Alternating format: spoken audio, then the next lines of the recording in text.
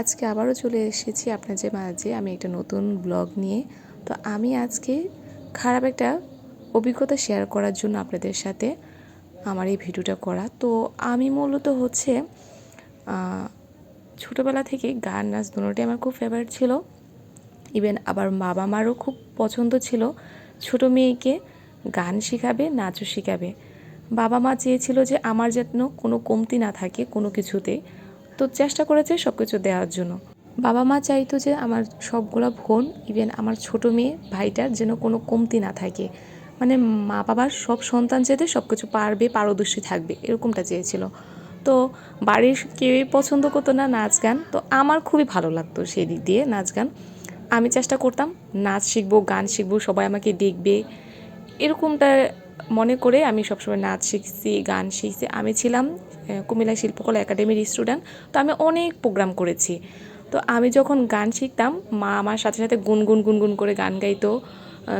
আবার মা ভুলটাও ধরতো যে তোমার এই গানটা হয় নাই। বাবা সাইড দিয়ে যখন নাচ প্র্যাকটিস করতাম বাবা ধরতো এই পাঁচটা দিয়ে হয় নাই, তুমি আবার রিহার্সাল করো, এরকমটা আমার খুব ভালো লাগতো।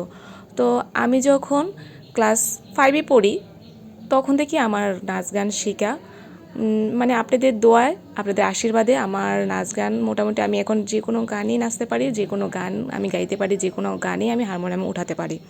তো আপনাদের দোয়া থাকার কারণে হয়তো, আপনাদের আশীর্বাদ থাকার কারণে হয়তো আমি এত দূর এগোতে পেরেছি। আর সবচেয়ে বড় বিষয় হচ্ছে আমার পরিবারের সাপোর্টিংটা সবচেয়ে ইম্পর্টেন্ট ছিল আমার কাছে। ওরা সবসময় আমাকে খুব সাপোর্ট করতো যে এই বিষয়টা পারবে, তুমি এটা করো। তো ওদের আশীর্বাদে, বাবা মার আশীর্বাদটা সবসময় বড়, ওদের সাপোর্টটা ছিল আমার কাছে, তার জন্য আমি এটা পেরেছি। কিন্তু আমার এই হারমোনিয়াম দেখার উদ্দেশ্য ছিল একটাই।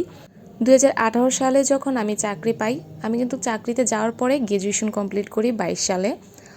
আমি প্রায় 12 বছরের কাছাকাছি হবে এই হারমোনিয়ামটাকে টাচে করি নাই। টাচ করেছি বলতে আমি বাসায় যখন ছুটিতে আসতাম আমি একটু রৌদ্র দিতাম, যেতে করে এটাতে কোনো আপনাদের আঞ্চলিক, আমাদের আঞ্চলিক ভাষায় যেটা বলে কি, কাঠ পোকা যাতে না ধরে, যাতে নষ্ট না হয়। তো ইদানিং আমি একদমই 1-1.5 বছর হয়েছে আমি এটা ধরিয়ে না। আর বাবা মা খুব একটা ভালো নেই, অসুস্থ, বাড়িতেও কেউ নেই, এটাতে যে পরিচর্যা করবে সেরকম কোনো লোকই ছিল না।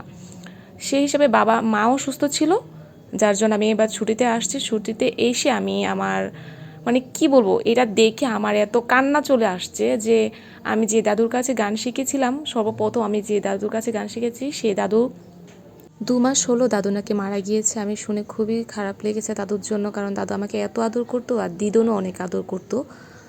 তো দুজনেই মারা গিয়েছে, দিদন মারা গিয়েছে 1 বছর হলো, দাদু মারা গিয়েছে 2 মাস চলতেছে। তো আমি হারমোনিয়াম যখন চালাতাম বা গান যখন শিখতাম আমি এই 2টা গার্ডই ইউজ করতাম। আমি অন্য গার্ডগুলো কোনো ইউজ করতাম না, তার কারণ আমার এই 2টাতেই হয়ে যেত। আমি কিনেছিলাম এটা ঢাকা থেকে, অঙ্কুর মিউজিক্যাল থেকে। তো আমাদের অঙ্কুর মিউজিক্যাল 2টা শাখা আছে, একটা কুমিল্লাতে আর একটা ঢাকায়। তো আমি সার্ভিসিং করেছিলাম কুমিল্লাতেই। ওরা যখন আমাকে দিয়েছিল গার্ডে একটু সমস্যা ছিল, আমি গার্ডটা ক্লিয়ার করে নিয়েছি কুমিল্লা থেকেই। তো আপনাদের সাথে আমি এটা শেয়ার করার মূল উদ্দেশ্য একটাই, যারা ধরেন গান শিখতেছেন বা শিখবেন, অবশ্যই আপনার হারমোনিয়ামটাকে কেয়ার করবেন, আপনি নিজের থেকেও বেশি কেয়ার করবেন। কারণ শখের জিনিস 80 তোলা, এটা কথাই আছে।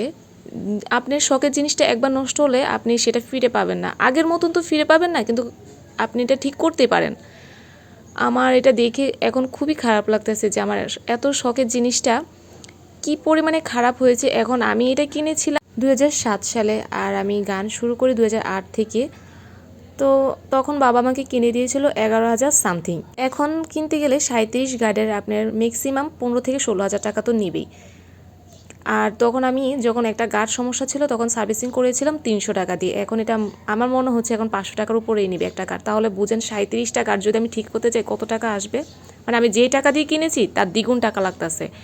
সে টাকাটা তো বড় বিষয় না, কিন্তু আমার জিনিসটা যে এতটা ক্ষয় হয়েছে, বাবাও দেখে খারাপ মানে বাবা বলতেছে যে আমি তো এটা বুঝতে পারিনি এরকম হবে, আর তোমার মা তো অসুস্থ, তোমার মা তো পারেও না কিছু করতে। তো আমি সবার কাছে একটাই রিকোয়েস্ট থাকবে, যারা হারমোনিয়াম নিয়ে কাজ করেন, গিটার নিয়ে, তবলা নিয়ে কাজ করেন, নিজের শরীরের থেকে এগুলোর বেশি যত্ন করবেন। নিজের পছন্দের জিনিসটা কখনোই ক্ষয় হতে দিবেন না। তো আমার এটা আমি এখন সার্ভিসিং করার জন্য নিয়ে যাচ্ছি। সবাই আশীর্বাদ করবেন, দোয়া করবেন আমাদের এটা যাতে আগের মতন ঠিকঠাক হয়ে যায়। তো আমার এই ভিডিওটা যদি আপনাদের মাঝে ভালো লেগে থাকে তাহলে অবশ্যই কমেন্ট করবেন, শেয়ার করে দিবেন, পাশেই থাকবেন। আজকে পর্যন্ত সবাই ভালো থাকেন, বাই বাই।